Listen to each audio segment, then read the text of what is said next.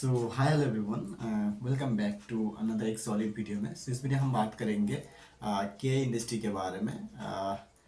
जो wire and cable segment में काम करता है, इनका पीयर कंपनी है।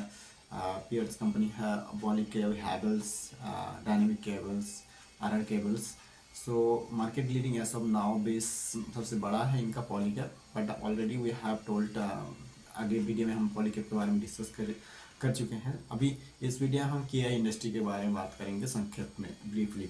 सो मैं इनका Q2 का रिजल्ट पढ़ा हूँ, तो उस बिहाफ में मैं इनका डिस्कशन करूँगा। और फर्दर Q3 का इनका ऑलरेडी रिजल्ट आ चुका है, तो वो मैं अभी तक रीड नहीं कर पाया, तो हम इसको फर्दर भी डिस्कस करेंगे। बट नाउ ऐसा आई एम गोइंग टू, मैं इनका Q3 रिजल्ट देख चुका हूँ रफली, उसके साथ लिंक करके हम इस पर बात करेंगे ग्रोथ गाइडेंस के ऊपर, ठीक है। So mostly company KI industry is growing, manufacturer is growing 20%। पिछले रिमेनिंग इनका ग्रोथ था जो कि 17 to 18% से। इनका मैनेजमेंट कह रहा है कि अभी ये लोग 20% से आराम से ग्रो कर सकता है फॉर अपकमिंग 3 to 5 years, ठीक है। और इनका नंबर भी अच्छा खासा है। Q2 में इनका जो ग्रोथ था वो 19%, 19.38% ग्रोथ था ईयर ऑन ईयर पे। एंड वायर एंड केबल्स जो कि इनका मेन बिजनेस है, 96% बिजनेस इनका वायर एंड केबल से आता है, वो मेन धंधा उनका 22% से ग्रो कर रहा है ईयरली। एंड इबिटा की बात करें तो 311 करोड़, ये Q2 का नंबर है, 311 करोड़। इबिटा मार्जिन इनका 11%, 11.5% अराउंड। पैड इनका 30%, 31% से ग्रो कर रहा है, यानी रेवेन्यू तो 19% से ग्रो कर रहा है, ठीक है। जो कि अर्लियर इनका गाइडेंस था 17 to 18%, but they have grow 19.38%, so almost 20%। And company somehow in Q3 में इन्होंने Q3 या Q2 कौन में गाइडेंस दिया है कि 20% से ग्रो करेगा। And obviously they have new Q3 में इनका रिजल्ट आया है, तो आई थिंक अराउंड 19.53% से ग्रो किया है। So this is all about इनका पैड मार्जिन के बारे में बात करें तो पैड मार्जिन में भी इंप्रूव मिला। इट्स ऑल अबाउट कंपनी अगर रेवेन्यू में ग्रोथ कर रहा है, रेवेन्यू में 20% से ग्रो कर रहा है, तो उसका जो पैड है, पैड मार्जिन जो है वो भी ग्रो कर रहा है, तो कहीं ना कहीं लीवरेजिंग तो मिल रहा है, ठीक है, कंपनी को। एंड कंपनी अच्छा खासा ग्रो कर रहा है। मैं अगर कंपनी का केआई इंडस्ट्री का क्वार्टरली देखूँ तो पिछले क्वार्टर में ग्रोथ इनका जो था ऑलमोस्ट कुछ क्वार्टर 25, 25, 19, 20, यानी कंपनी पिछले पिछले दिसंबर यानी Q3 में इनका ग्रोथ था 20%। उससे अगले दिसंबर में मतलब Q2 में था 15%, और उससे आगे था 14%, 14-15 करते करते ये 20 तक, मतलब अराउंड 20% से ग्रो कर रहा है कंपनी। ये हमका केआई इंडस्ट्री का ग्रोथ है। अभी इनका बात करते हैं, क्योंकि कंपनी पैन इंडिया प्रेजेंट है, ऑलमोस्ट प्रेजेंट है, बट इनका अदर्स कंट्री में भी प्रेजेंट है, लाइक UAE हो गया, ऑस्ट्रेलिया हो गया, उसके बाद आपका अबू धाबी हो गया, और यूरोपियन कंट्री में भी है इनका, ठीक है, ये सब कंट्री में।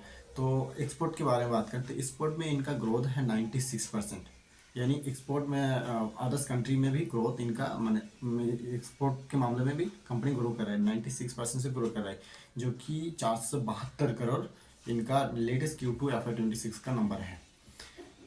इनका इंस्टीट्यूशनल जो B2B प्लेयर है, ठीक है, डीलर है इनका, इंक्लूडिंग एक्सपोर्ट मान के चलते हैं, ठीक है, ग्रो कर रहे हैं इन 42%। मतलब इंस्टीट्यूशनल एक्सपोर्ट में तो 96% से ग्रो कर रहा है, ये टोटल ओवरऑल, ठीक है।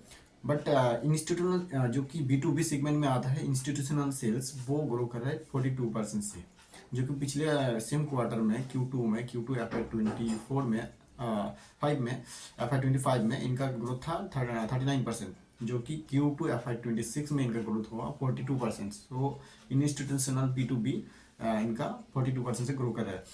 एंड इन अदर्स ऑप्शन है इनका जो सेल्स ग्रोथ है ना, मतलब इनका जो टोटल ओवरऑल सेल्स कंट्रीब्यूशन है वो 50-50% से, मतलब कंपनी ऐसा करना चाहता है, क्योंकि एज पर कंपनी का मैनेजमेंट का कहना है कि they want to grow the sales contribution between 50% retail and 50% इनका सेल्स इंस्टीट्यूशनल सेल्स, मतलब 50% रिटेल सेल्स से सेल्स लाना चाहता है, एंड 50% इनका जो B2B प्लेयर है एंड इंस्टीट्यूशनल सेल्स है वो वहाँ से लेके आना चाहता है। सो B2C में इनका ऐसा नाउ ग्रोथ है 17%, यानी ईयरली देखा जाए B2B में हम 39%, जो कि इंक्लूड एक्सपोर्ट भी है, ठीक है, 39% से ग्रो कर रहे हैं, सॉरी 42% से ग्रो कर रहे हैं। और B2C में इनका ग्रोथ है 17%, यानी B2 से B2B, जो कि B2C सबसे ज़्यादा सेल्स देते हैं, क्योंकि B2C में इनका टोटल नंबर ऑफ रेवेन्यू है 1475 करोड़, जो कि ग्रो किया, जो ग्रो किया 17% से। So this is all about. And management का जो इनका जो कमेंट है, demand is strong in the domestic market and export market. So overall company अच्छा खासा कर रहा है, कंपनी का ग्रोथ भी अच्छा खासा है एंड डिमांड भी अच्छा खासा है। देन उसके बाद हम गाइडेंस टू ग्रो 18% अर्लियर दे चुका था, अभी ये लोग बोल रहे हैं कि 20% से ग्रो करेगा, कंपनी का ये कहना है। उसके बाद हम ये बात की है। उसके बाद कंपनी EPC सेगमेंट में कंपनी 1 से 2% अपना जो सेल्स है वो बना के रखना चाहते हैं।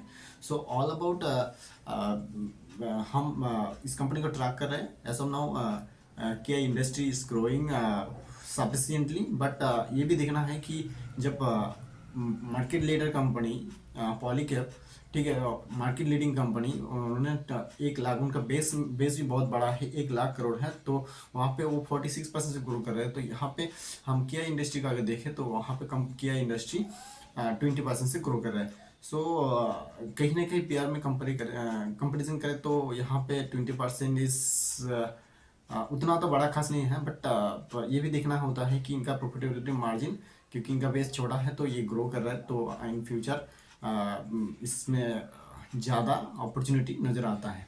सो this is a video all about information, educational purpose, not बाइसल recommendation. मैं कंपनी का फास्टली ट्रैक कर रहा हूँ, तो अपकमिंग क्वार्टर में इसका ट्रैक करते रहेंगे एंड हर साल इसका रिजल्ट हम जब पढ़ेंगे तो इसका समझ में आएगा business fundamental. So this is all about इनका। आई थिंक एबिटा मार्जिन मैं देख रहा था, इनका एबिटा मार्जिन, हाँ, एबिटा मार्जिन 10 से 12% के बीच में है। तो ये कंपनी का कहना है कि इनका एबिटा मार्जिन मतलब रिमेन सेम रहेगा, ठीक है। So this is all about information about cables किया इंडस्ट्री। फर्दर हम किसी और दूसरा जो कंपनी है क्या वायर एंड केबल्स के सेगमेंट में, उसके बारे में पढ़ के हम थोड़ा डिस्कस करेंगे, क्योंकि धीरे धीरे मैं इस इंडस्ट्री को, अलग अलग इंडस्ट्री को सीख रहा हूँ, पढ़ रहा हूँ, तो will continue to learning. Thank you so much, all the best.